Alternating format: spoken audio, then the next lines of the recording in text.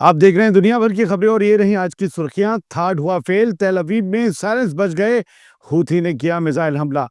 America ने Israel को दिया क्लियर सिग्नल, हूथी से सीज फायर के लिए तुमसे इजाजत नहीं चाहिए। गजा में आटा खत्म, रोटी तक नहीं बची, बेकरियां बंद, भूख का तूफान।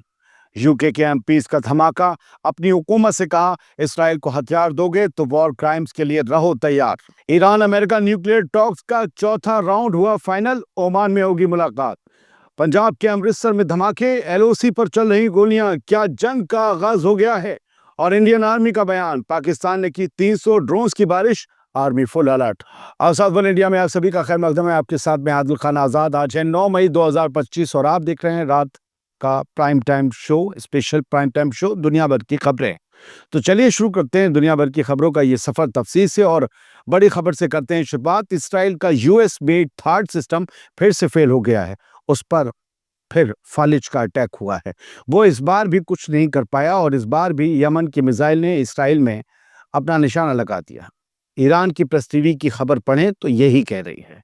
इस खबर के मुताबिक जुम्मे के दिन तेल अवीव और अल कुद्स यानी कि जेरूसलम में सायरन बज गए।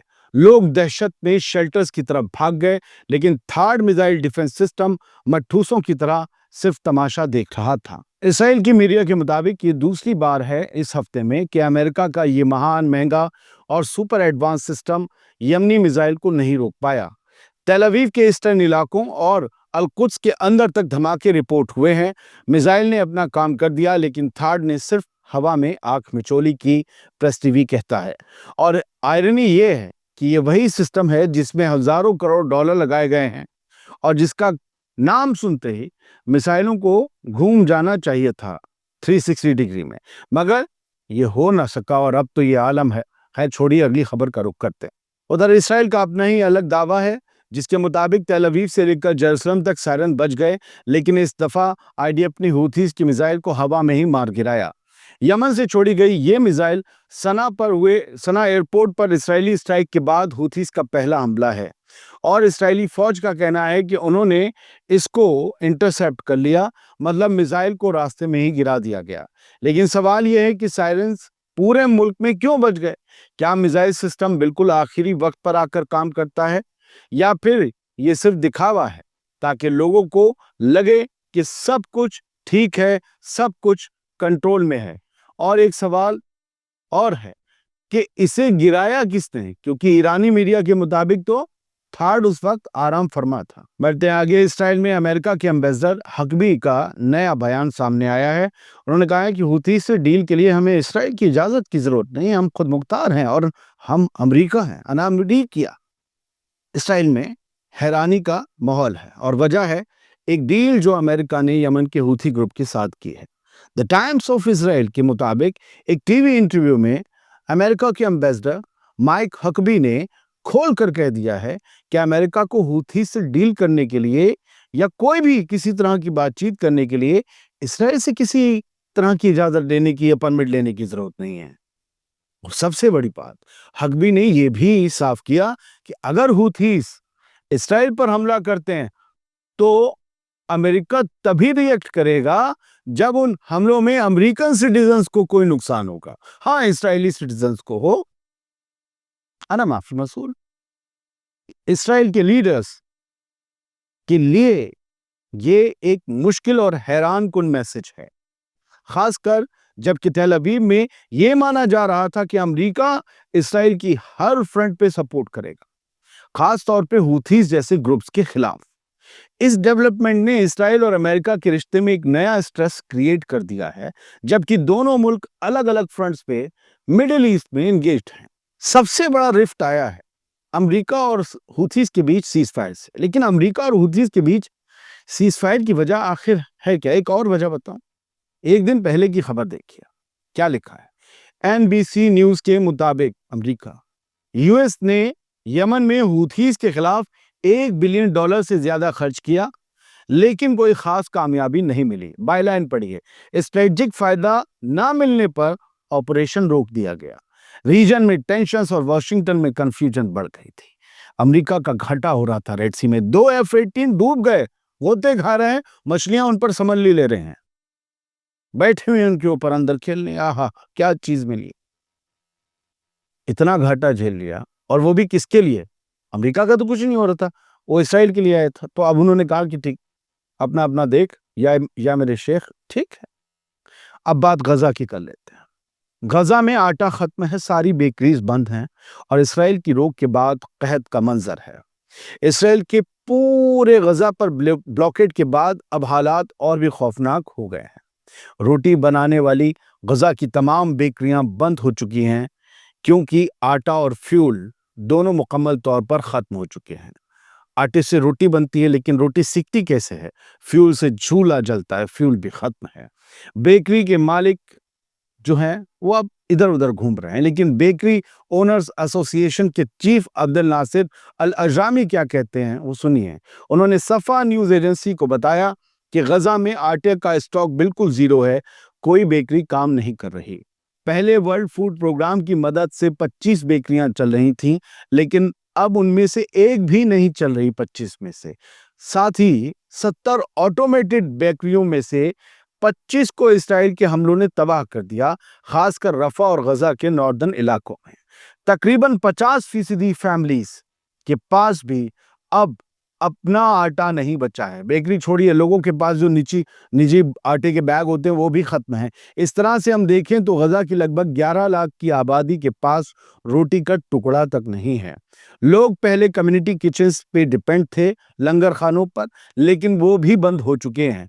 अब सिर्फ एक रास्ता बचा है कि बॉर्डर क्रॉसिंग्स को खोल दिया जाए, ताकि इंसानी मदद, अनाज और आटा और फ्यूल अंदर आ सके, गजा में दाखिल हो सके। लेकिन ये होगा कब? ये करेगा कौन? बढ़ते आगे सर, ब्रिटेन खुद वॉर क्राइम्स के डॉक पे खड़ा हो सकता है, DOC के डॉक। यूके के एमपीज ने इसराइल के खिलाफ जबरदस्त आवाज उठाई है, और साथ ही अपनी सरकार को भी कट टू कट वार्निंग दे दी है। इंडिपेंडेंट आजाद एमपी जो हैं, इंडिपेंडेंट शौकत एडम, उन्होंने प्राइम मिनिस्टर क्वेश्चंस में ये कहा, वहां एक सेशन होता है, उन्होंने कहा कि ब्रिटेन अगर इसराइल को हथियार बेचता रहा तो फिर हेग की इंटरनेशनल कोर्ट यानी कि इंटरनेशनल क्रिमिनल कोर्ट में जवाब देना पड़ेगा ब्रिटेन की हुकूमत को। उनका कहना था कि क्या prime minister of Britain Keir Starmer चाहेंगे कि ब्रिटेन द हेग में यानी ICJ में या ICC में वॉर क्राइम्स का जवाब दें और उसका सामना करें। असल में एक जॉइंट रिपोर्ट का इंकशाफ किया गया है, मैंने आपको इस बारे में बताया था। उस रिपोर्ट में यूके की कंपनीज ने इसराइल को बॉम्ब्स, मिसाइल, ग्रेनेड्स और दूसरे जंग के सामान फराहम किए हैं, ये बताया गया है। जबकि ये तब हुआ था जब कहा कि अब हम देना बंद कर चुके हैं। 29 लाइसेंस सस्पेंड भी किए गए थे इसराइल को आर्म एक्सपोर्ट करने वालों के, उसके बाद ये माल जारी था देना। खौफनाक बातें सामने आई उस रिपोर्ट में, और वॉर क्राइम्स में यह भी कहा गया कि इन हथियारों का इस्तेमाल वॉर क्राइम्स में हो सकता है। इसीलिए तो ICJ ICC की बात आ रही है। ये मसला सिर्फ फलस्तीन का नहीं रहा, ब्रिटेन भी ग्लोबल अकाउंटेबिलिटी के रडार पर आ गया है, हिसाब तो उसे भी देना होगा। बात ईरान की और अमेरिका से जो बातचीत होनी है, जो पिछले हफ्ते मुलतवी हो गया था राउंड, उसको लेकर ईरान ने अमेरिका के साथ चौथी बार इनडायरेक्ट न्यूक्लियर बातचीत के लिए हाँ कर दी है। तस्नीम न्यूज के मुताबिक ये राउंड इतवार को ओमान में होगा। पहले ये बातचीत, ये टॉक्स 3 मई को रोम में होने वाली थी, लेकिन ओमान ने लॉजिस्टिकल वजाहत की बुनियाद पर इसे पोस्टपोन कर दिया था। नए दौर से पहले दोनों तरफ का माहौल अब भी उलझा हुआ है, लेकिन डिप्लोमेसी का सिलसिला चलता दिख रहा है। बस यही अच्छी बात है। ईरान से जुड़ी दूसरी खबर, अमेरिका से गुफ्तगू से पहले ईरान के वजीर खारजा अब्बास अराक्ची सऊदी अरब और कतर के दौरे पर जाएंगे, वहां बातचीत करेंगे। ईरान के फॉरेन मिनिस्टर अब्बास अराक्ची कल सऊदी अरब और कतर का दौरा करेंगे, परसों बातचीत है।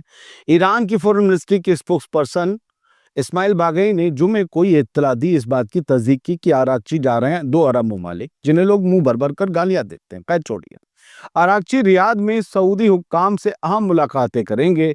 ईरान ने कहा है कि दौरे हमसायों के साथ, पड़ोसियों के साथ उसके ताल्लुक मजीद मजबूत करने की पॉलिसी का हिस्सा हैं। ईरान के फॉरेन मिनिस्टर को सोशल मीडिया पर एक्टिव उन यूजर्स को भी पढ़ना और सुनना चाहिए जो ईरान के हिमायती होने का दावा करके तमाम अरब ममालिक को हर वक्त गालियां देते हैं। अराक्ची अगर उन्हें पढ़ लें तो हो सकता है कि सऊदी अरब, कतर और बाकी अरब ममालिक के साथ ताल्लुकात वसी ना करें। خیر ہم بڑھتے ہیں آگے، انڈیا پاکستان کی بات کرتے ہیں۔ انڈیا پاکستان کے بیچ ٹینشن تیز ہو رہی ہے۔ پاکستان نے ڈی ایسکیلیشن سے انکار کر دیا ہے، ٹینشن کم کرنے سے انکار کر دیا ہے۔ امرتسر میں دھماکے اور فائرنگ کی خبر ابھی آئی ہے۔ پاکستانی فوج کا کہنا ہے کہ جب تک انڈیا کی بدھ کے روز کی اسٹرائکس کا جواب نہیں دے دیں گے، بدلہ نہیں لے لیں گے، تب تک کوئی بھی ڈی ایسکیلیشن نہیں ہوگا، یعنی حملے کم نہیں ہوں گے۔ انڈیا نے کہا تھا کہ پاکستان نے ڈرون اور میزائل سے جموں، ادھمپور اور پٹھان کوٹ کے ملٹری اسٹیشنز کو نشانہ بنایا، ملٹری کے اسٹیشنز کو، لیکن پاکستان نے یہ الزام رد کر دیا۔ اسی دوران پنجاب کے امرتسر میں لوگوں نے 4 دھماکوں اور بھاری فائرنگ کی آوازیں سنی ہیں۔ رپورٹر روندر سنگھ رابن نے ایکس پر یہ پوسٹ لکھی ہے، ایک ویڈیو ہے، وہ ہم نہیں دکھا رہے۔ ایکس پر ایک ویڈیو کے ساتھ یہ بتایا ہے روندر رابن سنگھ نے کہ امرتسر میں ایئر فورس کنٹونمنٹ کے پاس انجلا روڈ پر فائرنگ سنی گئی۔ میں نے وہ فائرنگ سنی ہے سر، وہ پوری جنگ والی فائرنگ تھی، بہت تیز ساؤنڈ آ رہے تھے، کراس فائرنگ تھی۔ یہ کنٹونمنٹ کے پاس کون آ گیا ہے، کیا ہو رہا ہے، کیا سے مجھے نہیں پتا۔ ابھی یہ دعویٰ کیا جا رہا ہے، میں کلیم نہیں کر رہا ہوں، لیکن یہ خبر سامنے آ چکی ہے، یہ خبر الجزیرہ میں بھی چھپ چکی ہے۔ ہاں، بھارت کی طرف سے آج ایک پریس کانفرنس کی گئی، جس میں آج کرنل صوفیہ قریشی نے بتایا کہ 8 اور 9 مئی کی رات پاکستان نے ہمارے ملٹری انفراسٹرکچر کو ٹارگٹ کرنے کے ارادے سے انڈین ایئر اسپیس کا کئی بار وائلیشن کیا۔ یہ آفیشل بیان ہے بھارت کی فوج کا۔ لائن آف کنٹرول LOC پر بھی، یا ودیش منترالیہ کی پریس کانفرنس تھی، LOC پر بھی ہیوی کیلیبر ہتھیاروں سے فائرنگ کی گئی، یہ کرنل صوفیہ نے بتایا۔ انہوں نے کہا پاکستان نے 36 الگ جگہوں پر 300 سے 400 ڈرونز کا استعمال کیا گھسپیٹ کے لیے، یہ آفیشل بیان۔ انہوں نے کہا یہ گھسپیٹ کے لیے 300 سے 400 ڈرونز کا استعمال ہوا، جو کہ انٹرنیشنل بارڈر پر LOC کے پاس بھیجے گئے تھے۔ انڈین فورسز نے ان میں سے کئی ڈرونز کو تباہ کر دیا۔ باقی کا کیا ہوا اس بارے میں نہ رپورٹ میں تھا، نہ میرے پاس کچھ تھا، اور پاکستان تو ویسے ہی کرا، ہم نے کوئی حملہ نہیں۔ خیر چھوڑیے، اب اس کے بارے میں تحقیق کیا کرنی کہ باقی کا کیا ہوگا۔ بہت بہت شکریہ، سلامت رہیے، خوش رہیے۔